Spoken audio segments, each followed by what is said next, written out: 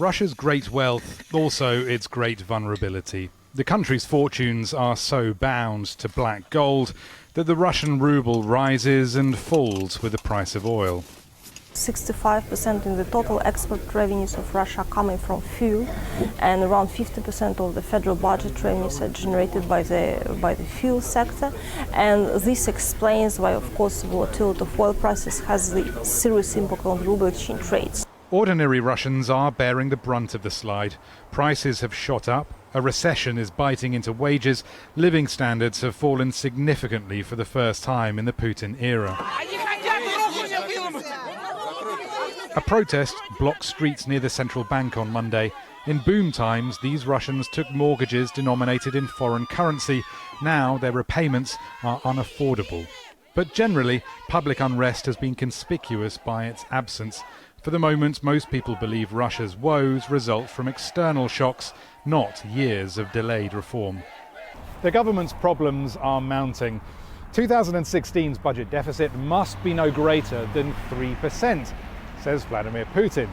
Now, when oil was at $50 a barrel, that was just about possible.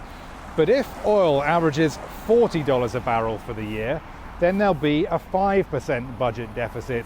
And if oil stays where it is now, roughly $30 a barrel, then Russia is looking at a 7% budget deficit. So how to fill the hole? Well, there's no catch-all solution. Imminent spending cuts will help a bit, as will a planned bond sale and a hike in oil export taxes. And a scheme from 2008 to sell off state companies like Aeroflot and Rosneft is back on the agenda. But many analysts doubt the privatisation drive will be any more successful this time.